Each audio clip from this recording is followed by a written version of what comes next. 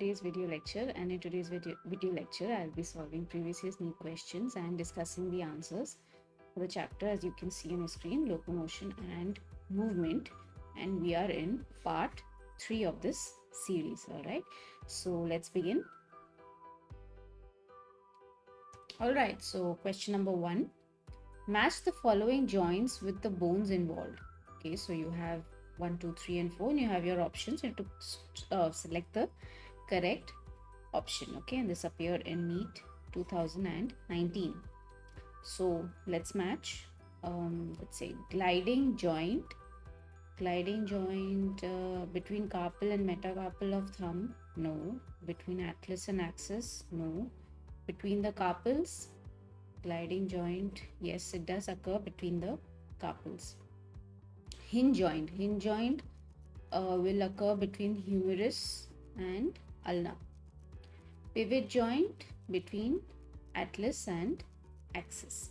Saddle joint between carpal and metacarpal of thumb. So you have 1, 3. Okay, so you already have 1, 3 here. There's no other 1, 3. There is 2, 4 hinge joint between humerus and ulna. Yeah. 3, 2, that's between atlas and axis. Yes. Saddle joint is 1. Okay, so clearly option A is your right answer. Okay, so if you got option A, got the right answer. Let's go to the discussion. Okay, so gliding is also known as plane joint. So if you see plane joint written anywhere in your exam, you know they're talking about gliding joint. Okay, it occurs between the carpals. Okay, that is your wrist, your tarsals, that is your ankle, and between the articular processes of vertebrae. Okay, so there are articular processes, in the vertebrae, and there is a connection between one vertebrae to the other, and that is called gliding joint or plane joint. It is a type of synovial joint. Okay, so here's a picture. You see this flat surface, and so they slide over each other this way or this way. Okay, this way or this way, they slide over each other. Here is an example, is a photograph of a gliding joint. So you see the successive vertebrae, 1, this is 2, okay, and this is the meeting point, okay, and they slide over each other. So it's called gliding or plane joint also, and like I said, it is a type of synovial joint. Second, hinge joint, it occurs at elbow joint. Okay, so your elbow, okay, that's between humerus and ulna. The ankle joint and the interphalangeal joint. Okay, the interphalangeal joint. So here you have a example of a hinge joint. Okay, so you have the top part and the bottom part. This is the humerus, and this is how it is placed in the ulna. Okay, so yep, this is it. This is hinge joint. Next, pivot joint. Now pivot joint occurs between the atlas and axis, and also the radio and ulnar joint. Okay, the radio, that means the radius and the ulnar bones, they are joined together by pivot joint. And the atlas and axis, this is the first vertebrae, this is the second vertebrae. Okay, so this is an example of how a pivot joint looks. Okay, so you have your atlas here, you have the axis here. So there's a peg like structure here. Okay, and it just fits on top of it, like over here. Okay, you have a peg like structure, on top of that you have another body, and that fits onto this. So this is an example of pivot joint. Saddle joint. Saddle joint occurs between the carpal and the metacarpal of thumb. That's the first carpo-metacarpal joint, that is this joint, if you can see, okay, your thumb. Then it also occurs in the sternoclavicular joint. Okay, that is between the sternum and the clavicle. Also the calcaneocuboid joint. Okay, these are tarsals. Okay, Calcaneum and cuboid, they are tarsals. Okay, so calcaneo-cuboid joint is also a type of saddle joint. If at all, if it occurs in the exam, you know that calcaneo-cuboid joint is a type of saddle joint. Yeah, so here what you see is the thumb joint over here, the metacarpal, and this is the trapezium. So it allows movement this way, sideways, up and down. Okay, so these are types of saddle joint. Now the reason I've already discussed it in the first question itself. If you notice, I've already discussed 4 joints, because in the consequential questions there will be similar answers related to that. So now, since you already know, if you haven't studied, you can go and recap everything. You will understand. Okay, and you will be able to answer the questions easily. Okay, so question number 2. The pivot joint between atlas and axis is the type of, and this appeared in NEET 2017. Okay, now I already discussed pivot joint. Okay, and I've also already discussed atlas and axis. So it is a type of cartilaginous joint? No. B, synovial joint? Yes. Saddle joint? No. Fibrous joint? No. So clearly B is your right answer. Answer is B. So the pivot joint occurs between atlas and axis, and it is a type of synovial joint. Okay, so here there's a diagram, a photo of what the pivot joint looks like between atlas and axis, and it allows you to move your head left and right. Okay, it allows to move your head left and right, so that's the advantage of having that joint there. Okay, so clear? This was very straightforward, right? We'll move on to the next question. Okay, so question number 3. Which of the following joints would allow no movements? Okay, and this appeared in 2015.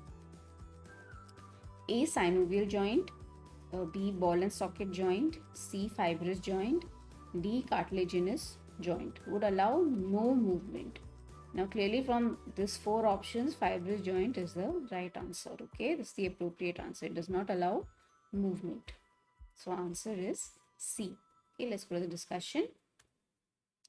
So fibrous joint are joined by fibrous tissue.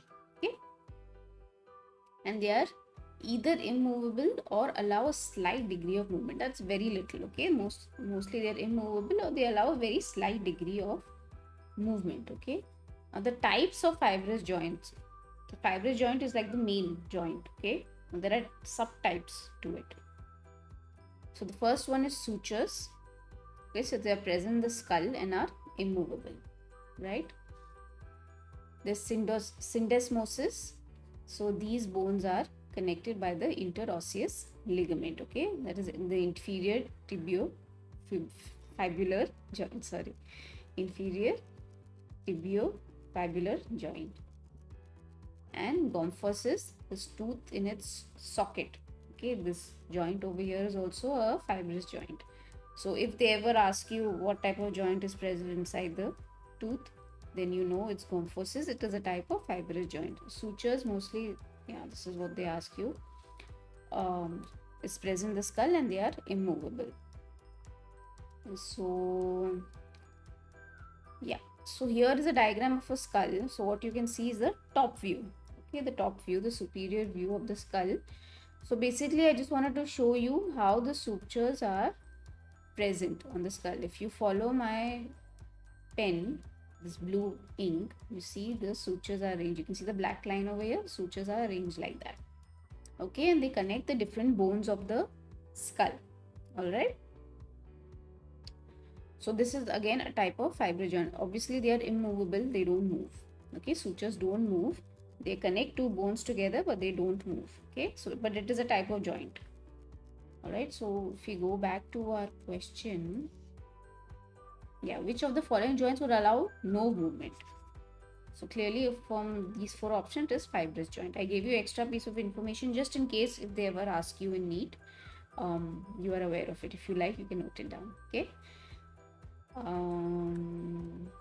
Let's move on to the next question. Question number 4. Alright, select the correct matching of the type of the joint with the example in human skeletal system. This appeared in 2014. So you have to select the correct matching, okay, of the type of joint. Cartilaginous joint between frontal and parietal. So they're talking about frontal and parietal bone of the skull. So clearly it's not cartilaginous joint. Pivot joint between third and fourth cervical vertebrae. No. Hinge joint between humerus and pectoral girdle. No. Gliding joint between carpals. Yes, we've already discussed this in the first question. You can go back and look at it. So your correct answer is D. Okay, let's go to the discussion. So gliding joint occurs between carpals. It is a type of synovial joint. This is also another type of synovial joint. I'm sorry, the gliding joint, which is given in the photo here, that occurs between successive vertebrae. Okay, their attachment. Clear? This was again direct. Like I said, you need to be aware when you're studying joints. You need to be aware where each joint is present, what type of joint is present. There's a main type of joint. There are subtypes. Okay, so you need to know all of that, right? And if you know all of that, then these are very direct questions. You should be able to answer them quite easily. Okay, next question. Question number 5. The characteristic and an example of a synovial joint in humans is, and this appeared in NEET 2013. Okay, A. Fluid-filled synovial cavity between two bones, joint between atlas and axis. Okay, we'll go through the other options. B. Limb-filled between two bones, limited movement, gliding joint between carpals. Okay. C. Fluid cartilage between two bones, limited movements. Example, knee joint. Fluid filled between two joints provides cushion, and the example they've given is skull bone. So we have to find the characteristic and an example of a synovial joint. So clearly from these four options, A seems to be the appropriate answer. This fluid filled synovial cavity between two bones and joint between atlas and axis is the right answer. So your answer should be A. Okay, let's go to the discussion. Okay, so pivot joint occurs between atlas and axis, and it is a type of synovial joint. Let's understand the characteristic of the synovial joint, okay, because it is important for you to understand this, and then you can apply this in understanding the joints of the body. Now the articular surfaces, that means the two surfaces that connect with each other, the articular surfaces are covered with hyaline cartilage. Okay, the articular surfaces are covered with hyaline cartilage in the case of synovial joint. And this hyaline cartilage is avascular and non-nervous and elastic and is lubricated with synovial fluid. Okay. The joint cavity is filled with synovial fluid and is present between the articular surfaces. If I show you a diagram, you would be able to understand this easily. Articular or fibrous capsule surrounds the joint and it has a rich nerve supply and is sensitive to stretch by movements. Okay, so there's a fibrous capsule that is present outside that synovial joint, and it is a very strong structure, and it is it limits. It is very sensitive to stretch. Okay, if there's too much pull or too much stretch, it will not allow that to happen. Okay, it will bring it back to the normal. It behaves like a watchdog. Like a watchdog. So if there's too much stress or too much pull, it will stop that from pulling too much. Now, the synovial membrane lines the whole interior of the joint except for the articular surface. Now this membrane secretes synovia or synovial fluid. Okay, now if they ask you ever which part of the synovial joint is where the synovial fluid is secreted, so you know this part. Okay, the synovial membrane. There's a synovial membrane that lines the inner portion. Now, the viscosity of synovia is due to hyaluronic acid, okay, secreted by the cells of the synovial membrane. Okay, so here is a typical diagram of a synovial joint. Okay, so you see this dotted, these are the articular cartilages, okay, that we first saw. Okay, clearly the synovial fluid present here. Okay, you have the fibrous capsule that is present outside, which behaves like a watchdog. Now the text makes sense, right? Now when you look at a diagram, the text makes sense. There's a fibrous capsule present outside. Okay, and you see this dotted line over here. Okay, that's the synovial membrane. It doesn't cover the articular surface, only the side portion. This is where the synovial fluid is secreted from. Okay, and it is present in this cavity. Okay, you see this dotted part here, that's where the synovial fluid is present. So the articular surface are in direct contact with the synovial fluid. Okay, they lubricated with the synovial fluid, like I said. Okay, and of course the joint cavity, this is the cavity, this is the space. Cavity, when they say, means the space. Okay, it is filled with synovial fluid. And of course you have the fibrous capsule outside and the synovial membrane. Okay, so I've discussed all the 4 parts of the synovial joint. If you like, you can note this down because this is very helpful. You can draw this diagram in your notebook. This would be very helpful for you, okay, in understanding what a synovial joint looks like. So if we go back to our question, so characteristic and an example of a synovial joint in humans. So fluid filled synovial cavity between 2 bones. Clearly I have answered that question. Joint between atlas and axis is an appropriate example for that. Okay, so question number 5 is sorted. Clear? We'll move on. Okay, so question number 6. Which one of the following is the correct description of a certain part of a normal human skeleton? Okay, so to find the correct description, and this appeared in 2010. A. Parietal bone and temporal bone of the skull are joined, fibrous joint. Joined by fibrous joint. I guess that's what they meant. By fibrous joint. B. First vertebra is axis which articulates with the occipital condyles. No, that's incorrect. The 9th and the 10th pair of ribs are called the floating ribs. No. The glenoid cavity is a depression to which the thigh bone articulates. No. So B, C, D are incorrect. It is the first. Okay, the first option. Parietal bone and temporal bone of the skull are joined by fibrous joint. So answer is A. Okay, let's go to the discussion. So parietal and temporal are bones of the skull. Okay, and they are joined by fibrous joint. We already discussed fibrous joint. I showed you the superior view of the skull and how the sutures are placed. Okay, those are fibrous joints. Okay, so here what you see is the lateral, the side view of the skull. So basically I wanted to show you the bone. So this over here is a parietal. If you can see, this is the parietal bone. Okay, and over here you have the temporal bone. Okay, this is parietal, this is temporal, and what you see is a fibrous joint that connects the two. Okay, that connects the 2 bones. Okay, so clearly fibrous joint was the right answer. Clear? This was simple. I mean, you should know your facts properly to be able to answer this question. Okay, let's move on then. Question number 7. Elbow joint is an example of, we already discussed this, it's appeared in 2009.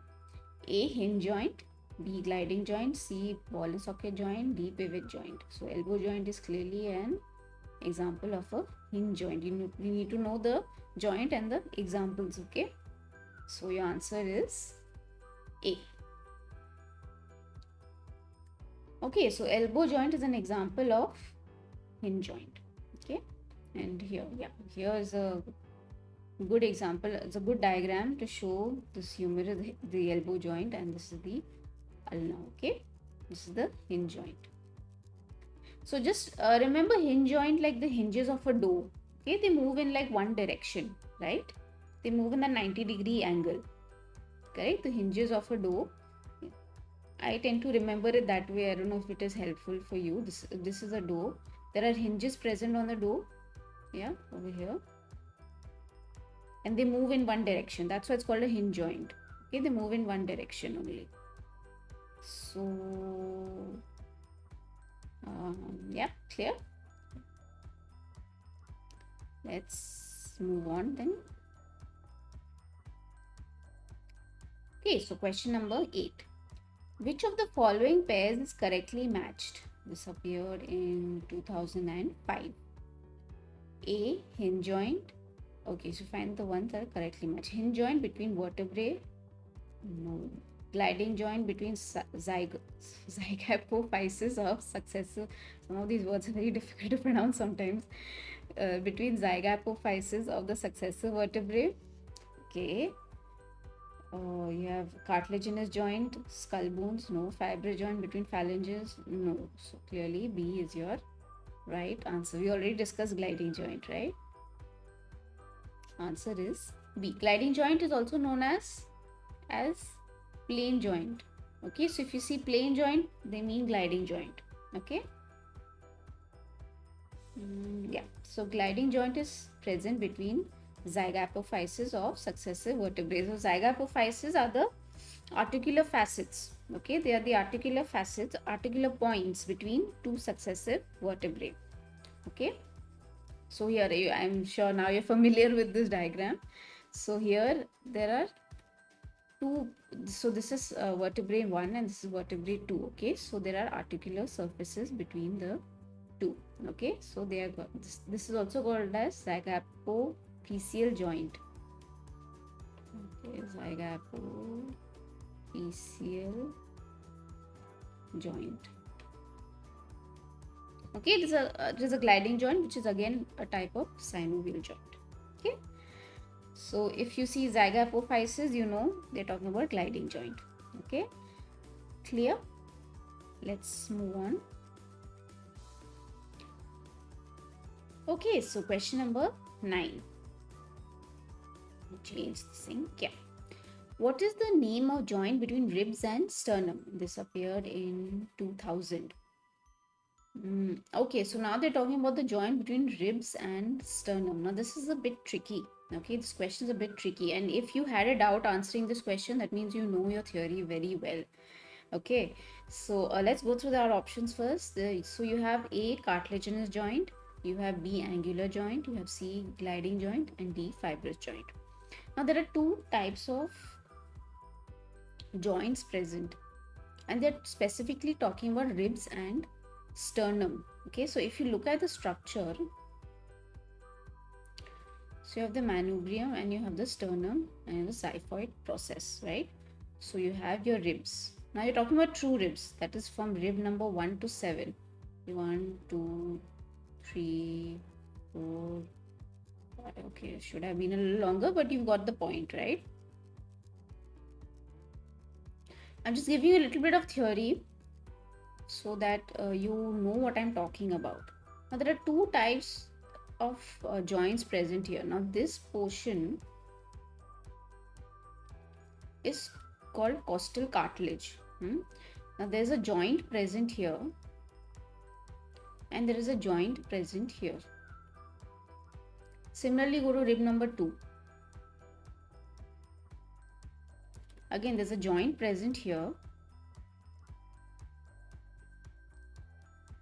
and there is a joint present here too. Okay, now they are talking specifically between ribs and sternum. Okay, not between the ribs and this cartilage, right? They're talking about the ribs and the sternum, so I am taking this into account, ribs and sternum. Okay, the part where it joins the ribs to the sternum. Okay, that joins the ribs to the sternum. Okay, I just wanted to clarify this to you before I move to the discussion. We'll go to the discussion now. To be able to for you to answer this question, there are two now answers to this question. Okay, there is A and C, and I'll tell you why in some time. Okay, I'll tell you why I've chosen A and C. So the joint between ribs and sternum, let's understand the terms first. Okay, it's called sternochondral, chondrosternal, or sternocostal joint. Okay, there are three names to it. If they ever write these three names also, you should know what they're talking about. Okay, so the sternochondral, chondrosternal, or sternocostal joint. Okay, there are three names to this. The first chondrosternal or the sternocostal joint is an exception and is a primary cartilaginous joint. Okay, the first, that means the first rib that connects to that sternum is actually a primary cartilage joint. Okay, it's also known as synchondrosis or hyaline cartilage joints. Okay, it's a primary cartilaginous joint. Now, second to seventh rib joints, okay, the consequent true ribs, we are talking about true ribs only, are gliding joints under the category of synovial joints. Now, if we go back to our question, I'll show you a diagram quickly. So here you have the sternum here. Which was another one? No, you can see clearly. You have the sternum over here and you have the ribs connecting via the cartilage. Okay. If we go back to our question, they haven't specified which rib. Is it the first one or is it the second to the seventh one? Okay, so first one is clearly cartilaginous joint. There shouldn't be any doubts. The primary cartilaginous joint. Okay, it's hyaline cartilage joint. So the answer could be A, or if we are talking about the second to the seventh rib, the answer could be C, because they are synovial joints and they are plain gliding joints. So clearly, as you can see on the question, what is the name of joint between ribs and sternum? We are not sure if they're talking about the first rib connected to the sternum or the second to the seventh rib. Okay, do you get that? That is why I said, if you knew this theory and if you knew this very well, you would definitely have a doubt while answering this question. Okay, and I've seen many places where they have blatantly just said this cartilaginous joint without even explaining which joint they're talking about. Okay, so please be careful. Please do your research. Now if you're watching my video, you clearly know that this is not the answer. Okay, cartilage, it's not blindly just mark cartilaginous joint and come back. Okay, it's not how it is. So obviously the majority of the joints between ribs and sternum are gliding joint. It's only the first one which is a cartilaginous joint. Okay, that means I'm talking about this joint over here. See, this joint over here. Okay, this joint over here, this joint over here, this joint. Okay, this joint over here. Okay, similarly on the other side. Okay, so that is why I have chosen A and C as my answers, and because clearly the question was a bit vague. It's not very clear. It was whether it was the first rib or the second to the seventh rib, and we're talking about true ribs. Okay, I hope you understood my point here, because I am talking about if this was a sternum.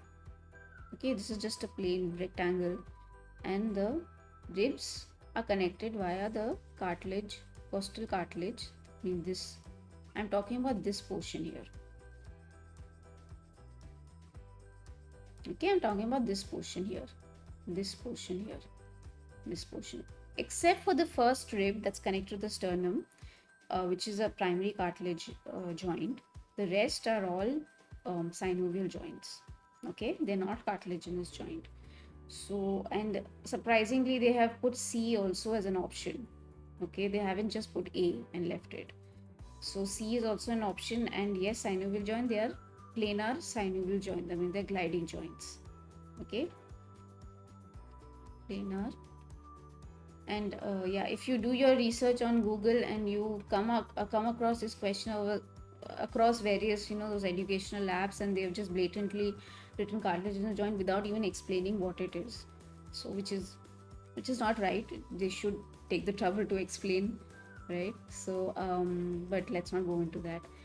To come back to this question, yeah, it could be A or C, and like I've already explained to you, we are talking about sternochondral joint, okay, or the chondrosternal joint or the sternocostal joint. Okay, the ribs and the sternum, that was the question. Now whether it was the first rib or the second or the seventh rib, we don't know what they were trying to ask. Obviously majority of the joints there would be gliding joint or the synovial joint, and there's only the first one which is cartilaginous joint, the primary cartilaginous joint. So for now, I would suggest you note this down in your notebooks. and use it as a fact. Okay, learn it as a fact. That's all. Okay, so let's move on. Clear? Question number 10. The joint between atlas and axis is called, we've already come across this so many times. Let's change this, yeah. A, angular joint, B, hinge joint, C, pivot joint, D, saddle joint. So clearly here it is pivot joint. Answer is C. I guess this doesn't require much explanation. The joint between atlas and axis is called pivot joint. And here you have a good diagram for that. Okay, so clear? This was again a direct question. Not much to explain. Question number 11. The type of joint between the human skull bones is called, we've discussed this. This appeared in 1994. You can go back. I've already put a diagram of what the skull sutures look like. So A, cartilaginous joint, B, hinge joint, C, fibrous joint, D, synovial joint. So the type of joint between human skull bones is C, fibrous joint. Answer is C. Clear? This is again direct, not much explanation needed. So fibrous joints are joined by fibrous tissue. Okay, either immovable or allow slight degree of movement, and subtypes are sutures, syndesmosis, and gomphosis. Okay, and this is the superior view of the skull. I will not spend more time on this question. I've already explained it. Yeah, it's a very similar question that we've discussed earlier, right? So let's move on. Okay, question number 12. Which of the following muscular disorders is inherited? A, NEET 2019. A, botulism, B, tetany, C, muscular dystrophy, and D, myasthenia gravis. Okay, so from these four options, muscular disorders is inherited. So clearly it's C, muscular dystrophy. No doubt about that. Go back and read your NCERT theory. Okay, it's clearly written there. Okay, it's clearly written in NCERT. So no excuses for not answering this question. This is a quite recent question, 2019 only. So answer is C. So muscular dystrophy is a varied group of inherited and progressive degeneration of muscles. Okay. Now there are different types of muscular dystrophy. What I wanted you to understand that yes, all these types of muscular dystrophy are inherited. Okay, that I'm going to show you now. But please, from NEET point of view, don't waste time on these types. Okay, please don't waste time. My only concern, or I just wanted to show you what are the different types of muscular dystrophy. Okay, and how are they inherited?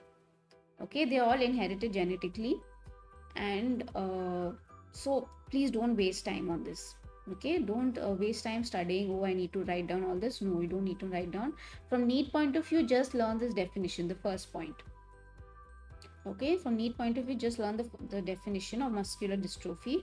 Please remember that it is an inherited. It's a varied group of inherited and progressive degeneration of muscles. Okay. The types are Duchenne's muscular dystrophy. I guess it's pronounced as Duchenne's.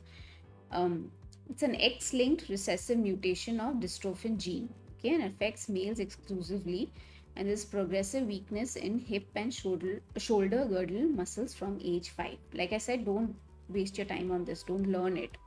Okay, like as if it will come for the exam. Don't spend too much time on this. Now there's another type of dystrophy called limb girdle dystrophy, and there's weakness in the pelvic and the shoulder girdle musculature. As myotonic dystrophy, it's an autosomal dominant disorder, and weakness involves muscles of face, neck, and distal extremities. Myotonia manifests with the inability to relax muscle. I mean, they always remain in the contracted state. They can't relax their muscles. Okay, so there are some more. There's a facioscapulohumeral dystrophy. It's an autosomal dominant disorder with onset in childhood or young adulthood. This muscle weakness involves facial, shoulder girdle, proximal arms, which includes atrophy of biceps, triceps, and scapular vein. There's inability to smile, whistle, or fully close eyes. And there's leg weakness that may cause difficulty in ambulation. Okay, so you can't move around. Okay, so this is FSH dystrophy. And lastly, you have a oculopharyngeal dystrophy, and onset is in the 4th or 6th decade of ptosis. Okay, that's eye drooping. And there is limitation in extraocular ocular movements, facial and cricopharyngeal weakness. Okay, cricopharyngeal is a muscle that's present top of the esophagus. So like I said, you don't need to learn this. Okay, like I wanted to show you the different types of muscular dystrophy diseases that are there and how they are inherited, okay, genetically.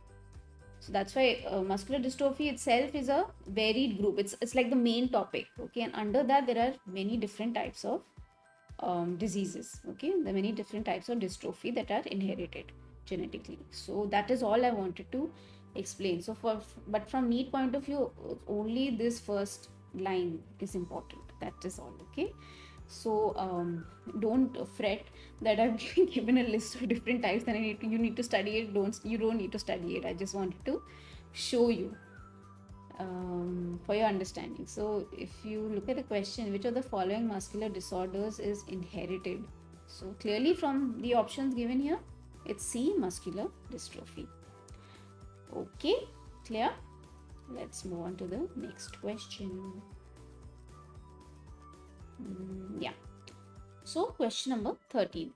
Osteoporosis, an age-related disease of skeletal system, may occur due to this appeared in NEET 2016. Immune disorder affecting neuromuscular junction leading to fatigue. Okay.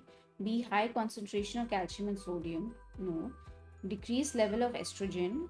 Yes. Accumulation of uric acid leading to inflammation of joints. No. So osteoporosis may occur due to decreased level of estrogen. That is only one of the reasons osteoporosis occurs. It does not mean that there's decreased level of estrogen, that means osteoporosis will occur. It's only one of the reasons. Okay, and I will come to that. There are various other reasons why osteoporosis can occur, and if that comes in the exam, you will thank me for it. Okay, so the answer is C. When there's decreased level of estrogen, yes, osteoporosis occurs. Okay, we'll go to the discussion. I made a list.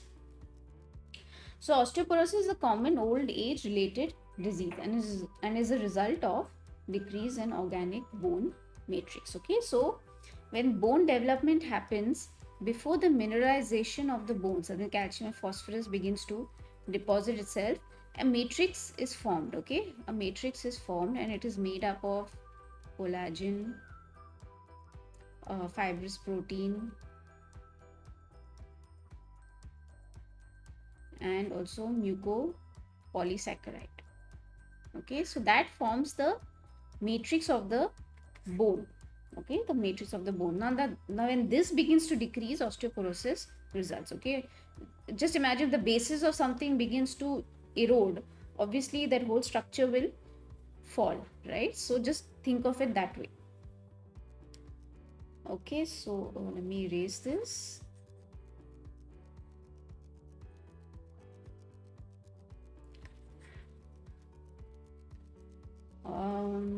Yeah.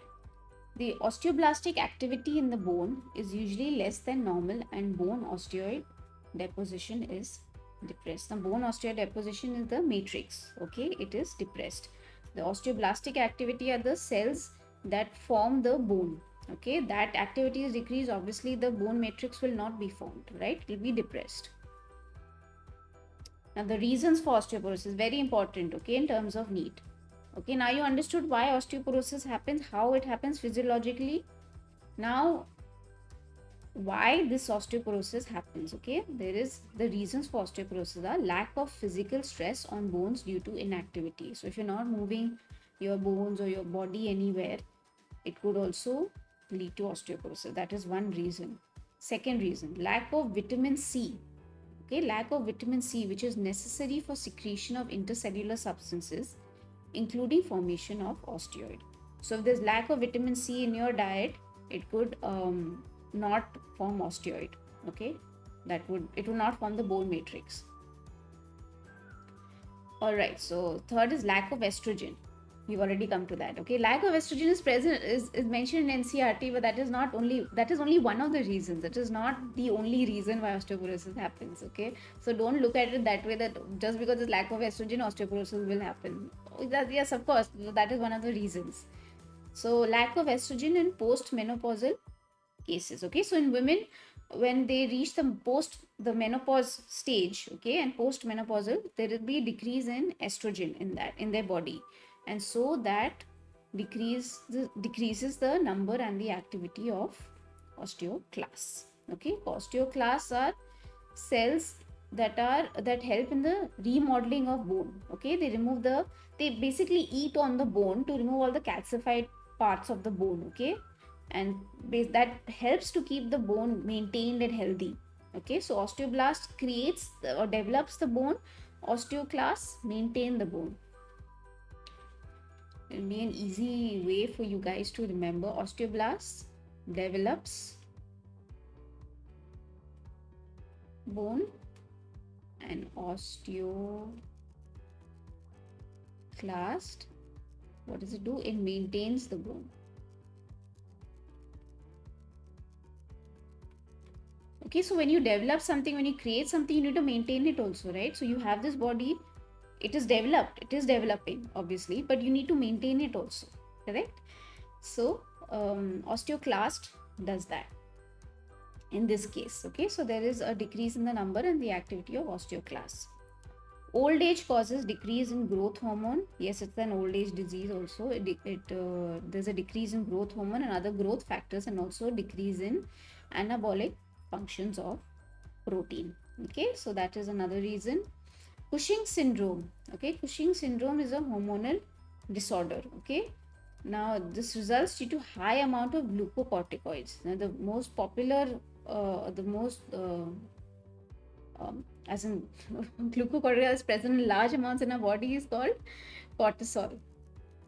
Okay, it's a glucocorticoid present in large amounts in our body. So when there's a high amount of glucocorticoids, which results in Cushing syndrome, it results in decreased deposition of protein, okay, throughout the body, and increased catabolism of protein, hence decreased osteoblastic activity. Okay, so then there's no protein present. Okay, there's increased catabolism of protein. Okay, over here there's decreased anabolic function of protein, and Cushing syndrome, increased catabolism of protein. Okay, so bones are not getting the protein that they need, okay, to be able to develop, and hence there's decreased osteoblastic cavity. Obviously Cushing syndrome is a pathological condition, so in that also osteoporosis occurs. So please don't look at it that only just because NCRT has said lack of estrogen, that is the only reason. No, there are other reasons. Please note it down. For osteoporosis to occur, you can note it down in your notebooks. Yeah, it'll be helpful. Okay, clear? Yeah, before, let's go back to the question. I guess I've answered the question. Yeah, so here they've clearly taken the statement from NCRT. Okay, this decreased level of estrogen, which is very obvious for you to identify. It's appeared in NEET 2016, which results in osteoporosis. So answer is C. Clear? Okay, let's move on then. Question number 14. Select the correct statement with respect to locomotion in humans. It's appeared in NEET 2013. So we need to find the correct statement. Correct statement here. A. The vertebral column has 10 thoracic vertebrae. No. The joint between adjacent vertebrae is a fibrous joint. No. A decreased level of progesterone causes osteoporosis in old people. No. Accumulation of uric acid crystals in joints causes their inflammation. Yes. So answer is D. Okay, answer is D. Okay, it's called gout. We will come to that in the description and discussion. Sorry. Gout is a metabolic disease, okay, occurring in middle-aged to elderly men and in post-menopausal women. Now there is a saturation of uric acid in the plasma and extracellular fluid. Okay, so the plasma and the extracellular fluid, the ECF, They are saturated with uric acid, and these uric acid tend to crystallize when they are given an optimum condition. Okay, under optimum condition, they begin to crystallize. And how is uric acid formed? Uric acid is the end product of purine nucleotide metabolism. So when too much of uric acid begins to accumulate in the body, in the plasma and the ECA, they begin to crystallize. Now, in acute gouty arthritis, which is the inflammation of the joints, okay, now we'll see how inflammation of the joints occurs. Okay, the presence of monosodium urate crystals are phagocytosed by leukocytes. Now, when leukocytes detect that there is a foreign body, they tend to phagocytose the foreign material, right? The foreign agent. So, similarly, over here, the leukocytes go there and they begin to phagocytose the monosodium urate crystals. Okay, now whenever phagocytosis happens, there are inflammatory mediators that are secreted. Okay, with inflammation happening, when the phagocytosis is happening of the urate crystals over here, there are certain chemicals released. Okay, so I think I've discussed in body fluids and circulation, but I'll just explain it here. There are certain chemicals released, okay, the inflammatory mediators, and this tends to attract more leukocytes to that position, to that point in your body. Okay, so the inflammatory mediators recruit more leukocytes, leading to inflammation of the joints and the synovial. That is how inflammation happens. Okay, so if we go back, yeah, so there's accumulation of uric acid crystals, as monosodium urate crystals, in joints, causing their inflammation. So I've answered the question there. Obviously, that is the correct answer. Okay, like neutrophils, monocytes, all they have the property, okay, of phagocytosis.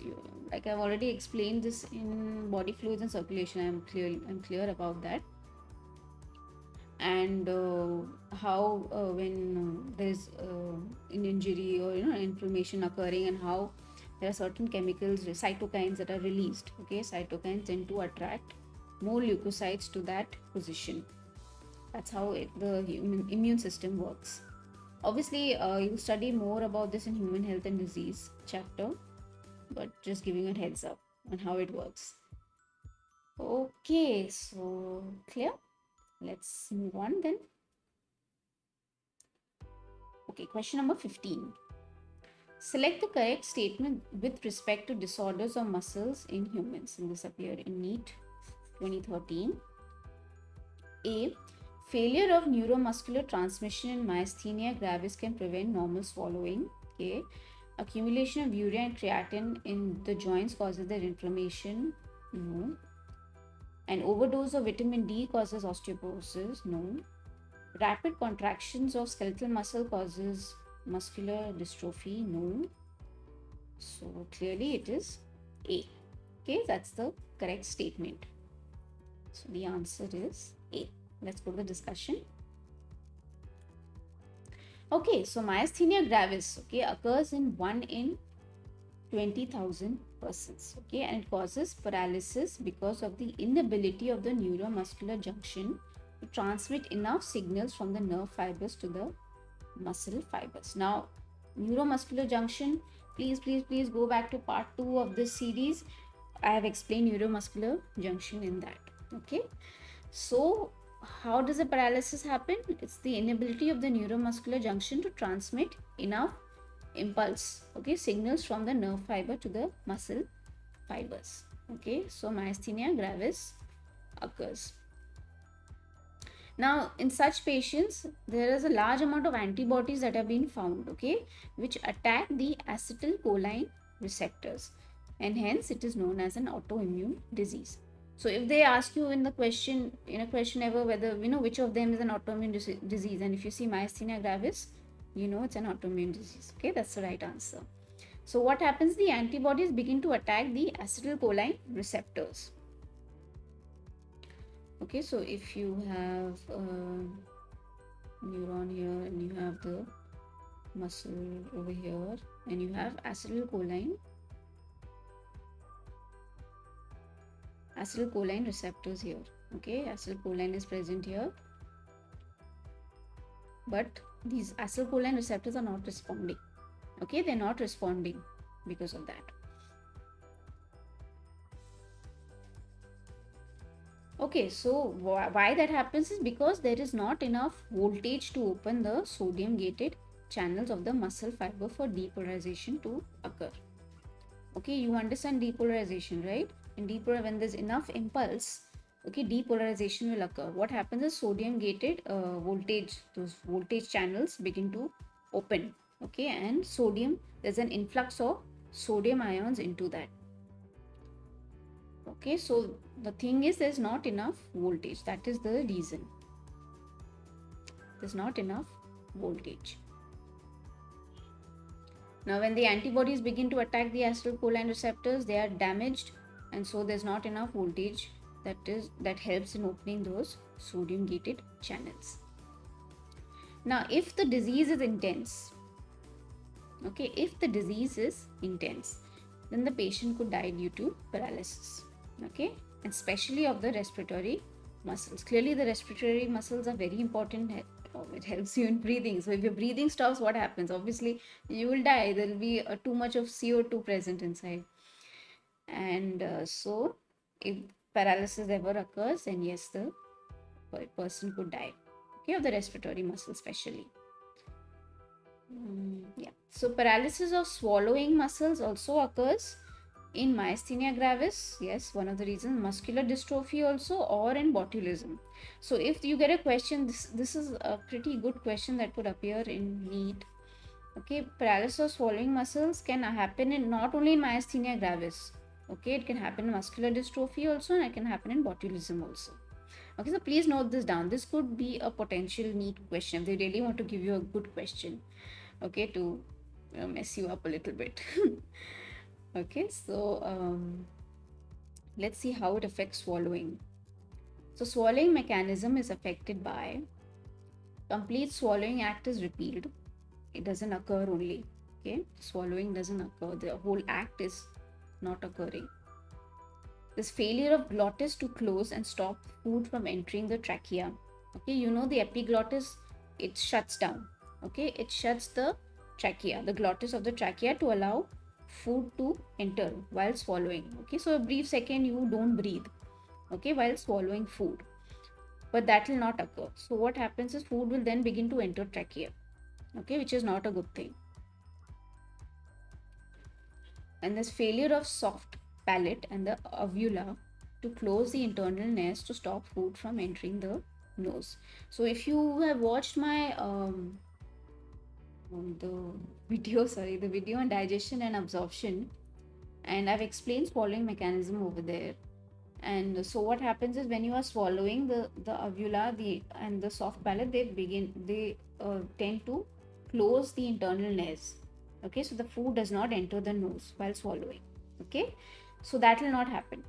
Okay, that is also one of the actions of swallowing that happens during swallowing, sorry, but that will also not happen. Just like epiglottis closes the trachea, also the soft palate and uvula close, okay, the internal nares, so the food does not enter the nose.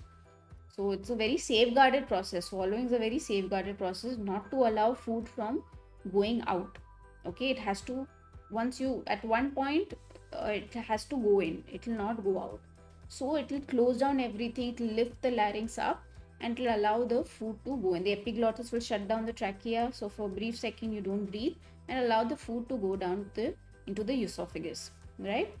But when there is paralysis happening, and now this is due to myasthenia gravis, or you have botulism or muscular dystrophy, okay, so swallowing mechanism will be affected. Okay, now these are the three things that happen during swallowing. Now to go back and look at your question, they have specifically said swallowing, so that is why I've explained swallowing to you. Where's that? Failure of neuromuscular transmission myasthenia gravis can prevent normal swallow. Right? So swallowing is also, obviously paralysis of muscle happens, and if it's very intense, like I said, in the respiratory muscles, you could die. But in the case of swallowing also, yes, this happens. If paralysis happens in those muscles. So due to myasthenia gravis. And swallowing does not, it's not only myasthenia gravis that affects swallowing, botulism and muscular dystrophy also affects swallowing. Okay, so you can note that down in your notebook. It could be a good potential NEET question if at all they ask. Okay, so clear? Let's move on then. Okay, so question number 16. Select the correct statement regarding the specific disorder of the muscular or skeletal system. Okay. A. Muscular dystrophy, age-related shortening of muscle. Oh, this appeared in 2012, sorry. Age-related shortening of muscles, osteoporosis, decrease in bone mass and higher chances of fracture with advancing age. Yes. Myasthenia gravis, autoimmune disorder which inhibits sliding of myosin filaments. No. Gout, inflammation of joints due to extra deposition of calcium. No, no. No. So osteoporosis is your right answer. Answer is B. So if you got B, you got the right answer. Okay, I will not explain this. I've already explained this. Remember what osteoporosis is. Okay, there's decrease in organic bone matrix, and osteoblastic cavity is decrease. Okay, so because that the bone deposition is depressed. Okay, now reasons for osteoporosis to occur. There are 5 points here. Okay, 1, 2, 3, 4, 5. So don't just think lack of estrogen is the only reason why osteoporosis occurs. No, that is incorrect. There are 5 reasons due to which osteoporosis can occur, and they could ask anything. I don't know. It's neat, right? So I would suggest you note this down. I've already discussed these answers. This discussion, you can go back and read that again or view that portion again on osteoporosis. And yeah, that is it. Okay, so we've come to the end of this video lecture, and I hope you've enjoyed today's video lecture, and I hope you've learned something new today. And don't forget to like, share and subscribe to MG NEET Biology. And I will also put the links of my social media platforms, that is Facebook, Instagram and Twitter. So if you're available over there, you can follow me there for more updates, and I'll see you in the next video lecture. All right, so bye.